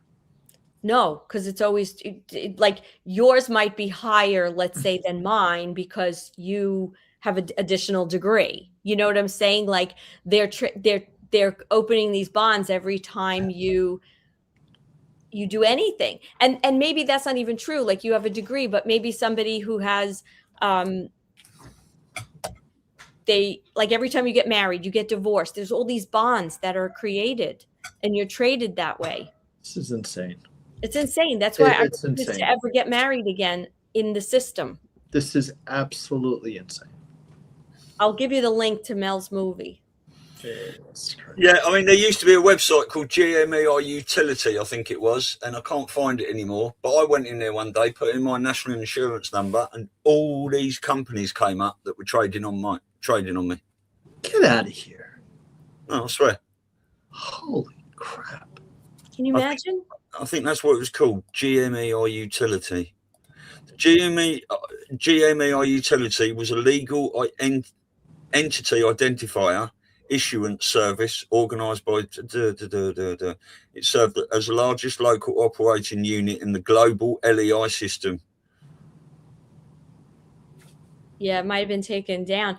And kudos. Yeah, the utility terminated all services on July the 27th, 2023. That's why I can't find it. So we're all a bunch of little walking assets, huh? Yeah, I Is wonder. that the 17 Pardon? date that it was taken down? No, 27th. Okay. No, does it add up? 12, 13, 14, 15. No, it's the 16. It's another 16. Okay. I'm like obsessed. Yeah. Well, kudos to Scott McKay because that's where I first heard about all this stuff, maybe 5 years ago when he was on one of his rants. I learned a lot from him, particularly about the Organic Act of 1871 and about this bond trading, and how they do. It really sounds completely nuts. Yeah. Yeah. If you go on YouTube and just type in straw man and, these sorts of things, so much information. People have been talking about this for years and years and years. Right. There's just one more Axios thing here. That Elisa posted. It's the Obama files are worse than we thought. His lawyers didn't show up to negotiate. They showed up to beg. Here's what Bondi's team found inside the Tehran servers under Obama's codename Renegade. 14 wire transfers to a Swiss account linked to Hezbollah between 2014 and 2016. Total 1.7 billion. The same 1.7 billion he told Congress was frozen Iranian assets. A signed directive authorizing the CIA to stand down during the Benghazi attack, not typed, handwritten. Communications with Epstein's handler, dated March 2015, discussing the island arrangement and the Chicago passage. Back channel to Tehran through Valerie Jarrett, active from 2012 to 2024. Yes, 2024. 2 years after he left office. He didn't just betray America. He was running a shadow government from his basement in DC while he was pretending to be retired. His lawyers are now offering full cooperation in exchange for immunity. Trump said no deals, no mercy, no escape. The man who divided America for 8 years is about to face the America he tried to destroy. And she's awake. Yeah. You think it's going to come out about Big Mike too? I would have thought so. Man. I have no doubt about that now. Oof. Right? Oh, man. I remember all the women during that time like, oh my God, she's so beautiful. She's so gorgeous. We have such a Really? You wanted a linebacker as the first lady? I mean, and yeah. Okay. Crazy. And then it comes out that, oh, it was IVF. And then there's no photos of her ever pregnant. Did you watch the UFC 250? Highlights. Some nice highlights. This bit then. Michelle Obama is a man. Am I right, America? Ladies and gentlemen. They don't applaud. They don't agree. And I think most of the crowd was. So I'm going to be in DC for this wasn't the plan. I think we lost Elisa. I'm going to be in DC for the 250th anniversary of the United States. So I'm going to be there, but I wasn't going originally for that purpose. I'm going with my wife, with our daughter, who's going to be at Georgetown for the summer. But coincidentally, we're going to be there for the 250th anniversary. So that should be pretty cool. Wow. I'm going to be there. That's excellent. I just want to ask you something about this John Solomon clip, because you're very much in the legalese mindset of language. What do we get? What is he saying here to us? Because I think big things. Let me see what this is. Okay, go ahead. It's like more of a nod to we're getting ready for sort of big things to go down. I'll give it a shot. One programming note. I want to make sure everybody on their show is aware of it. I put it as a disclaimer on all my shows. I mentioned it on my podcast today. For the next couple of months, I'm working as an unpaid government employee to help the government identify documents that can be released to the public. It's your information, after all. Bureaucrats keep us from it. I have an opportunity to help the government identify some documents, some secrets, some things you should know about when it comes to weaponization, election integrity, other things. We're going to work on that. But during that time, I just want you to know, I've stepped aside as the editor-in-chief of Just the News. I still do my reporting. We're still going to do the amazing show here with Amanda. But I want everybody to know that I'm doing this. I'm unpaid. I don't take any money from the government. I think it's a good role for a journalist to play, getting more information out. But I want you to know personally. Do they speak that quickly in England? Well, it's on 1.2 speed. Okay. I was about to say. All right. So what's the question? What is he saying there? He's obviously a newscaster. He's been putting out some major information. He's got insider knowledge. We heard John Solomon got two men pulled up, whether they were military men or Secret Service, handed him an envelope with some stuff in it and said, investigate this. And he has been putting out information ever since. So he's an insider. He knows more than he's telling us. But why is he stepping down from his role in front of the TV to take on potentially a more serious role? Right. So a document coming out. I don't think it's a legal thing. I think when someone does that, they're more of a journalist versus a reporter. So that's the distinction. An investigative journalist is one career. A reporter reports. Right.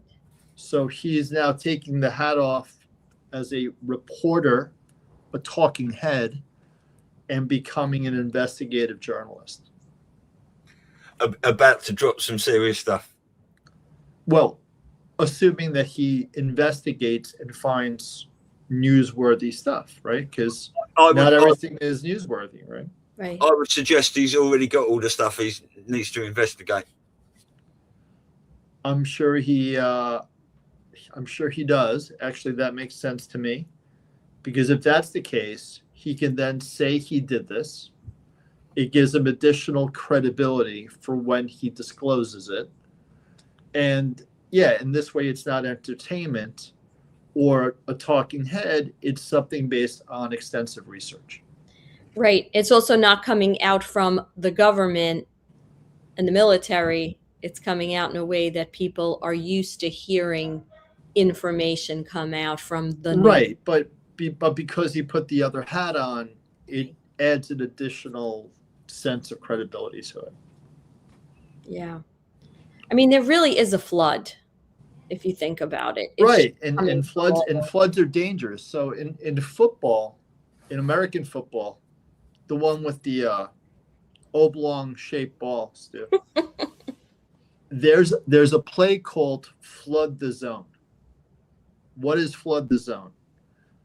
You put 3 wide receivers to the right of the quarterback, and they all go out and they do different patterns. What's the purpose? So that the defense doesn't know who's going where. So that's the danger. That's the danger. When you hit people with too much information, it becomes a flood. You flood the zone. You don't know which receiver is getting the ball. You don't know what to put your attention on. So that's dangerous too. I sometimes believe for information, it's better like a good missile shot, a good rifle shot, instead of a shotgun spread, because otherwise people get distracted. Interesting. Yeah, definitely. So I was muted. I just want to play a 4-minute of it because we're talking about tensions rising and people in Europe are being flooded with this illegal migration. It was the plan of the cabal to destroy identity and everything. But we've just had a massive vote in the European Parliament, which Britain is potentially not part of at the moment because of Brexit and things. But I'll just play this. This is Paul Joseph Watson. And you won't believe this, but something incredible happened when it comes to stopping the scourge of mass migration. Yeah, I know. Actual good news. And unbelievably, it happened in the EU Parliament. Adopted. The first reading of Parliament is closed. Okay, we move to the next item. Why are they celebrating? Because they just passed what's being described as the strictest mass deportations policy in European history. Asylum seekers who get their appeals rejected will almost immediately be deported to detention centres abroad, outside of Europe. And on current figures, that's about 70% of them who arrive in Europe. This will disincentivise many of them from even attempting to make the journey in the first place. They've also beefed up powers to identify and deport illegals once their claims have been rejected, which will massively increase the return rate. Irate leftists responded by wailing, "Shame on you." We move to the... It's adopted. But the reaction was so much more vehement.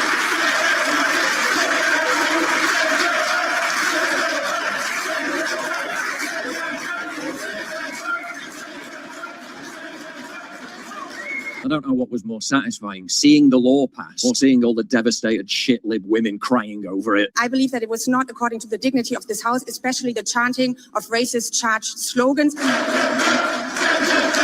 have never felt as unsafe in this Parliament as after the voting about the return regulation.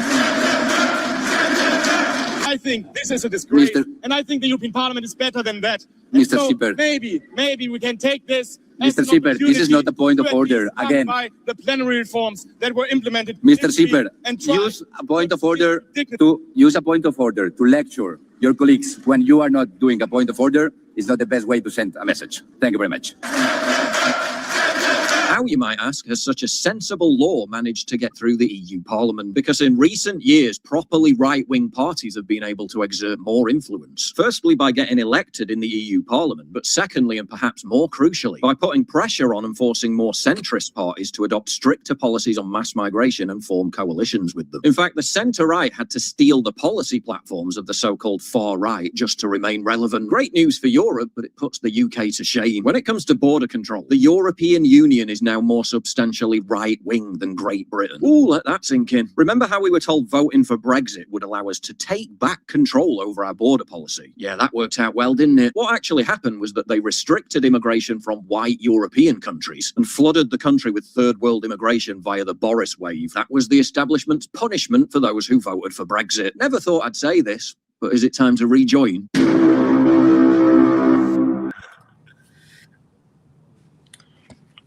Yeah, it's interesting stuff. I mean, it's interesting that politics seem to be the same anywhere you go. It's like, the mob. You got one side chanting one thing, the other side chanting something else.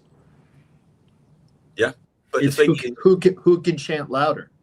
Yeah, and well, that is very true. But what with Twitter being run by the cabal and many other things, and the mainstream media, these people, and most people that are chanting for, unlicensed immigration and stuff like that, won't have an immigrant in their house. We've seen all these videos. It's just ridiculous. But they thought they were in the majority, whereas most people that watch the news and stuff like that have been censored to not speak out themselves and keep quiet about all these things. This is why there's a lot of places like California's meant to be red, New York's meant to be red, but they've always been convinced that they're blue states, because people haven't found the courage to speak out, because how they have been silenced by the mainstream media and all these social media platforms. Mm-hmm. Well, what happens is, the definition of politically correct keeps evolving. It's like, or devolving. It keeps changing. When I was a kid, all my friends were a bunch of retards, and we would openly say that to each other. Right. Try doing that now. Well, we're starting to do it again. Yeah. Well, I mean, right. I think so. I think you're right. Because for a while there, you call someone a retard. Oof. Oh my God. Oof. My kid said to me, I think with the younger one, she's like, "Do you have to keep using that word?" I said, "Yes." If I were to Give me a different word. Give me another won't even word. read it. I won't even read this on this show. I have a group chat with like a dozen of my high school friends.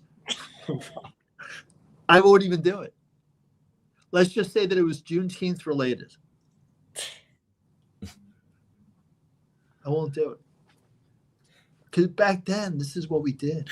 Yeah, but everyone... And remember, Stu, I showed you my walk from grade school? Oh, I haven't published that yet. You won't allow me. You probably don't want to do that. Remember, So, I gotta be really careful. Yeah, I think you enjoyed my walk. Mm-hmm. I did, yeah. That's right in the middle of all my GoPro footage, so I haven't been asked to strip that out and do it all again. I can't be bothered, especially without that bit in it. But look, go back to the old days in the 70s and 80s. Everyone used to rip the shit out of everyone else. It didn't have to and if you didn't, there was something wrong with you. A black mate, an Indian mate, an Irish, Scottish mate, Frenchmen and Americans, fucking septic tanks, you Yankees. You know what I mean? Because I had an Irish friend, James Duggan. I don't think I ever called him James. All I do is call him Potato. I don't think I ever called him James. I called the kid Potato. Yeah. That's it. But the thing is, we weren't doing it as a form of bullying or ostracizing. It was a sign of inclusion. It's what we did. All were the victim or subject to the same thing, and nobody took it personally because we were all there for each other, and there was no lies or, when you're so politically correct, it builds resentment, and that's what I think this whole thing is about. Well, it makes it real, like you mean it. Right.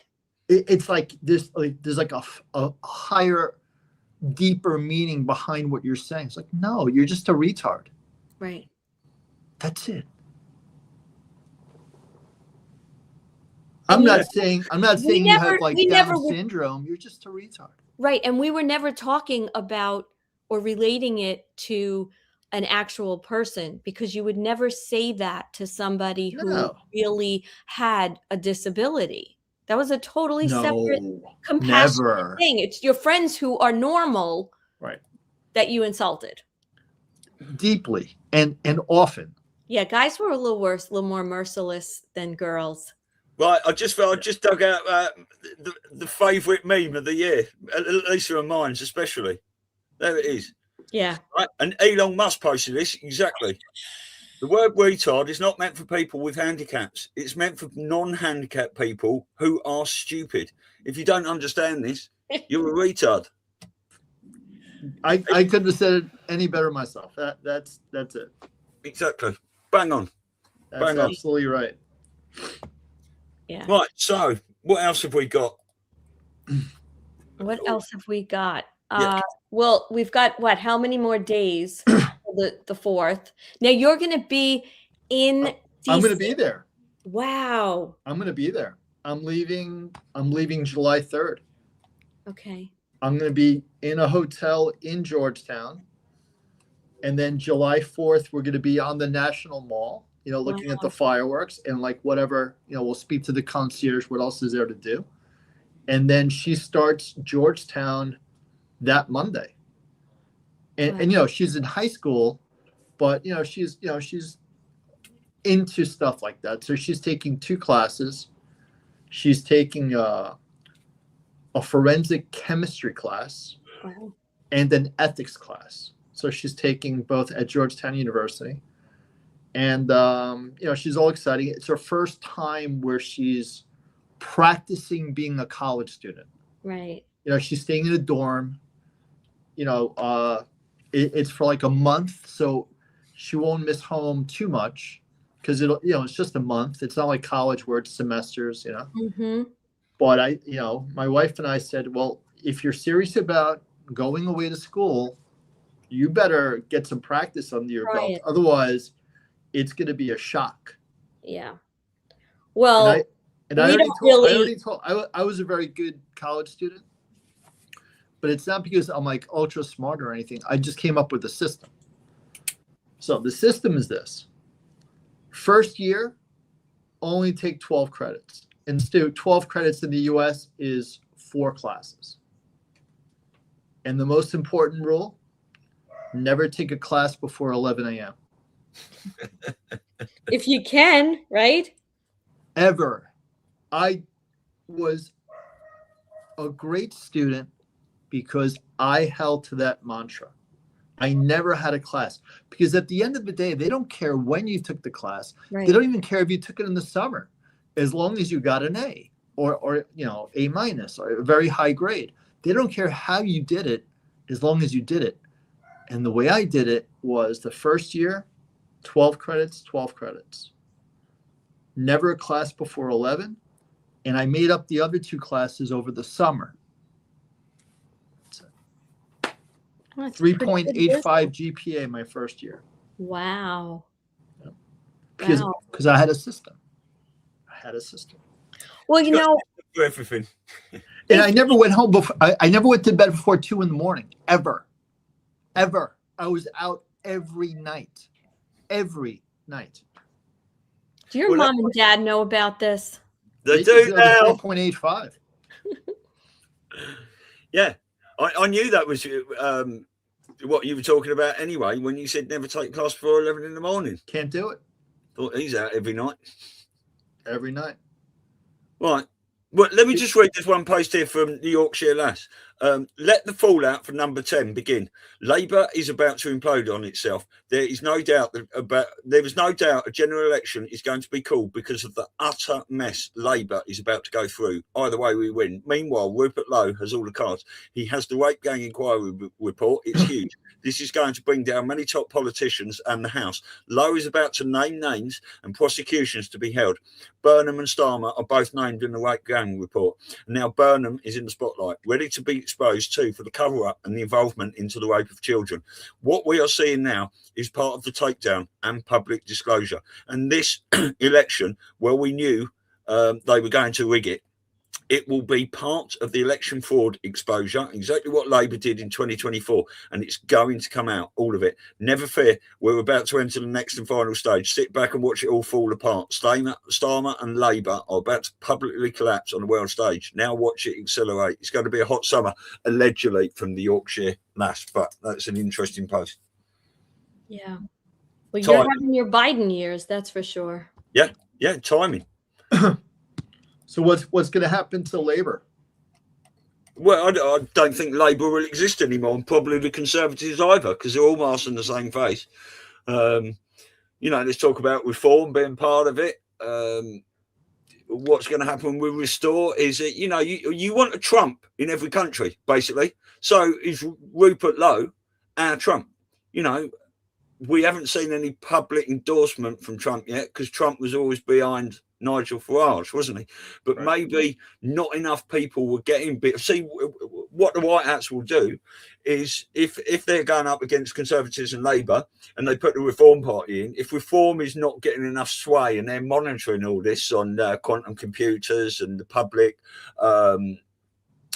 how the public are reacting and stuff like that, we think we'll bring in another candidate, a White Hat candidate, and see how they do. And that White Hat candidate, Rupert Lowe, might pull voters away from Labour and Conservative because they're just having enough and all that, but they've heard bad things about Nigel Farage. So it's like Farage and Restore, Rupert Lowe might be on the same team. We don't know this. We have to look at all possibilities. But yeah, I think we're moving back to every country is going to be some sort of republic. So do you think that the European Union is going to collapse? Yeah, maybe as well. Yeah, probably. Yeah, and the euro. I personally, I miss the lira. I miss the lira. You can get anything for nothing.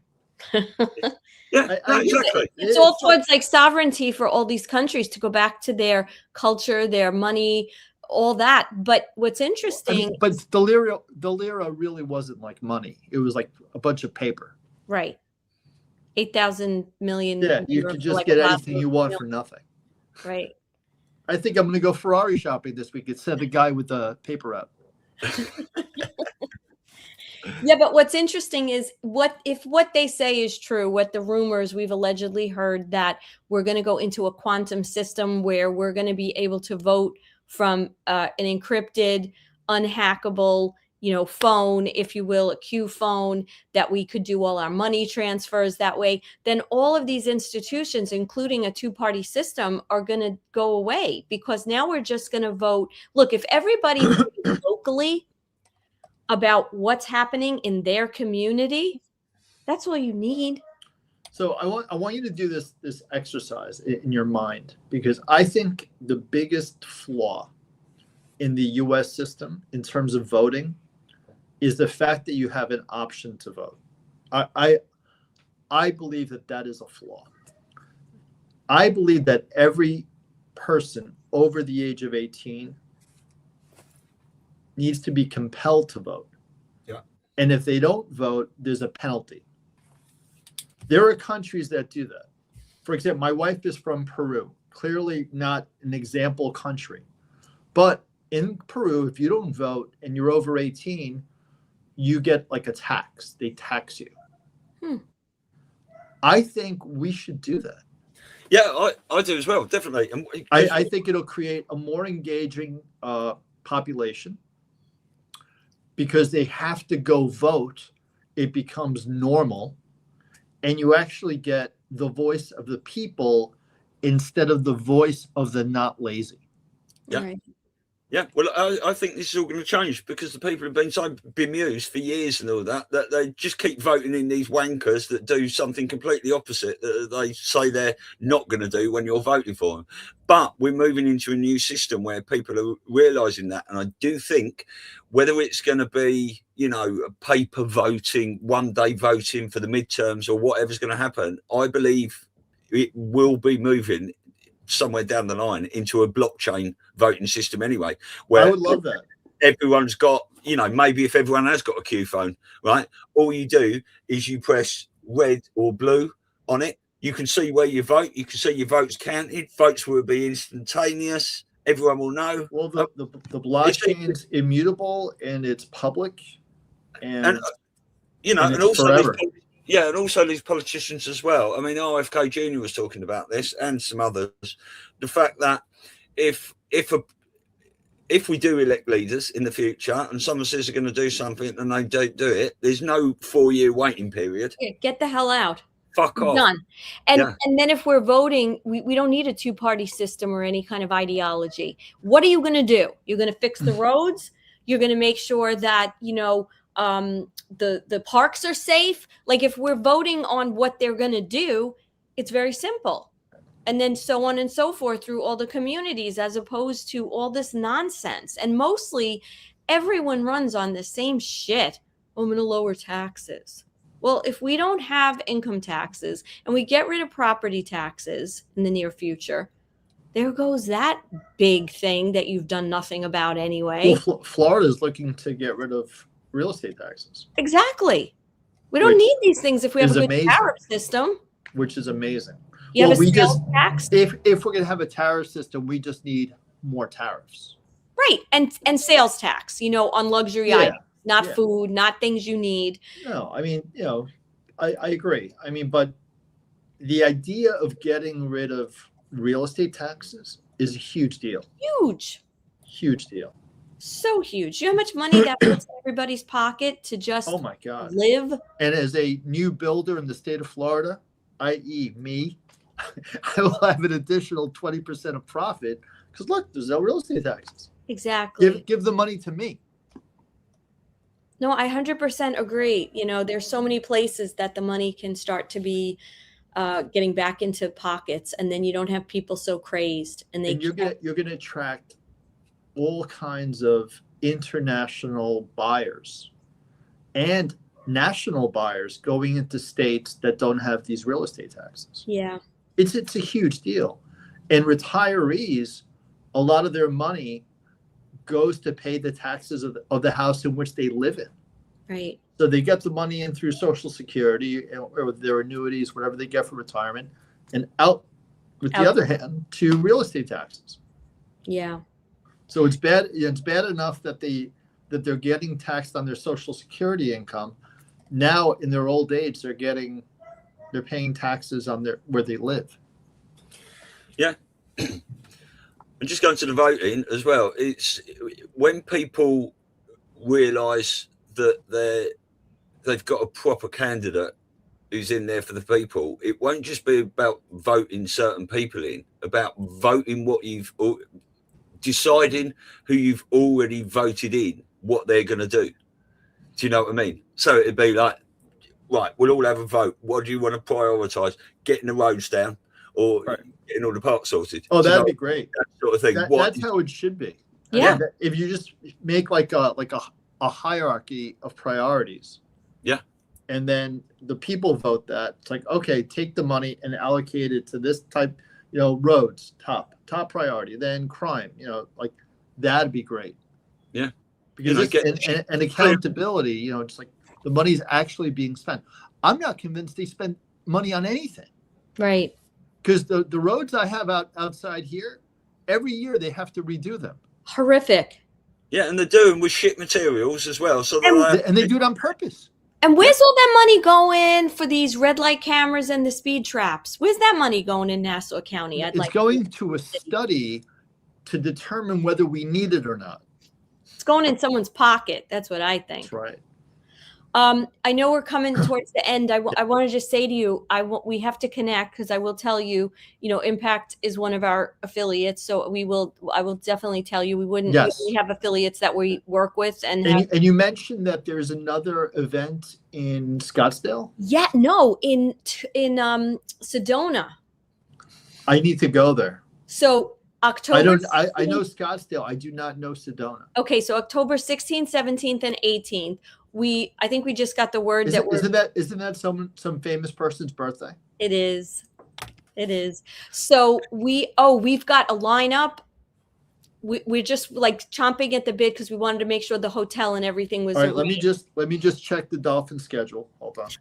Oh, here we go. It's all right. There are priorities. There's so many trips so many side trips we're going to be planning, like, in that area. That is such a spiritual, beautiful area. That's sick. I need to check that out. Yeah. So, all right, since we're finishing up in a minute, I just want to say that I think I've been directed for quite a while to start trying to get into AI, and I've been looking into it, and I've never dived into it myself, and I just needed a nudge and all that. Anyway, I've been messing about with AI a fair bit over the last couple of days, and I've learned a few things, especially because AI is retarded. You've got to speak to it like a retard, certain things.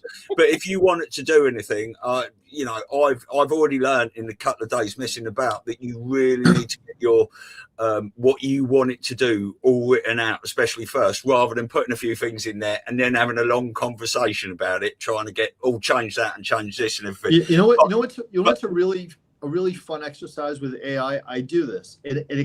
I don't know if it works, but in my pea brain, it does work. This is what I do, and you can actually have some fun with it, and you can apply it to anything. I use different AIs. I do it like this. You are an AI of the year 2050, and you're looking back on the year 2026 and this event and this series of events. Tell us how this played out in the year 2027, 2030, 35, 40. And it's fascinating what you get that way. Like, you kind of like transpose it into the future and have it look backwards. Wow. It's fun. I do that all the time. And it's almost like your little maybe time machine. Maybe. Yeah. Well, maybe I'll have a chat with you about AI, because I'm just learning. I found myself a decent tool that I've got to pay for now. That's a fun trick, though, Stu. Like, you're an AI of the year 2050 or the year 2030.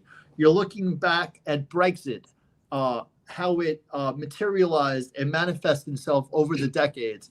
Tell us what happened in the outcome of Brexit during the Starmer administration, and then in the year 2030, 35.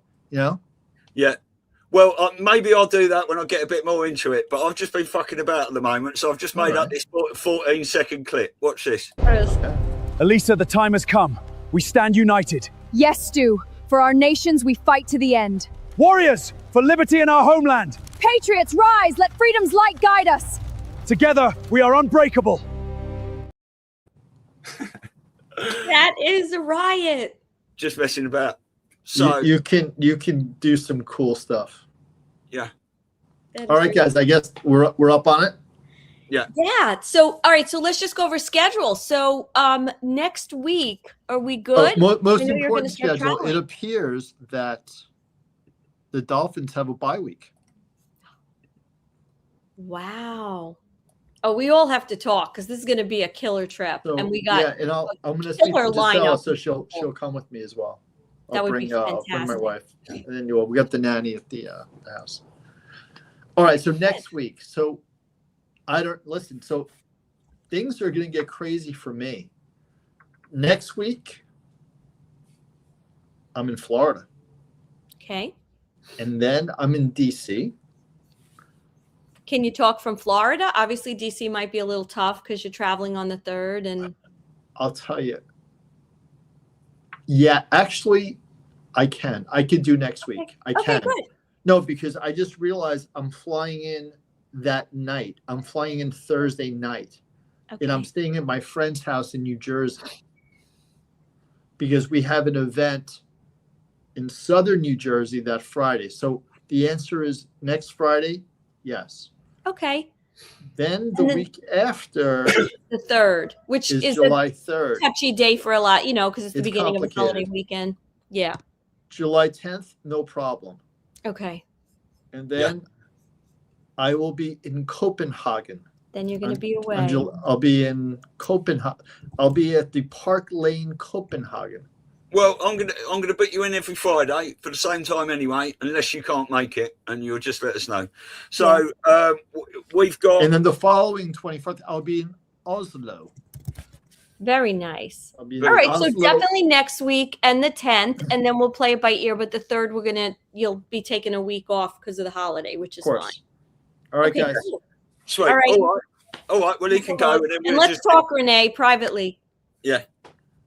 All right, Rene. Bye-bye. See you later. Bye, guys. Bye. Right. Well, we're back on with Jason in 2.5 hours. And we haven't seen him for a little while. I think him and Dean are about to give up, which is great. Should I just give him a quick rundown of what we got in for next week? Sure. Yeah. Okay. So Monday Respect next week, on the 22nd going forward, we've got our Respect episode 7.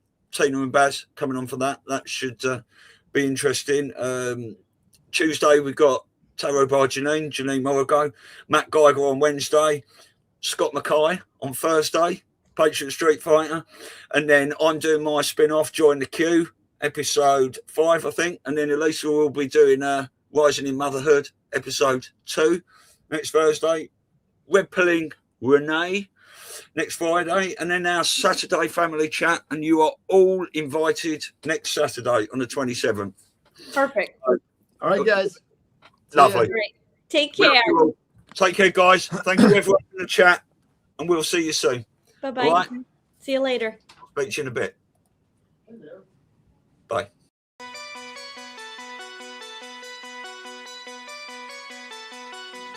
This is the difference between the power of our Creator and anything else, particularly evil. That you can go into a pitch black room full of evil, full of darkness, and light a little candle, and instantly that darkness flees. But you can't do the opposite.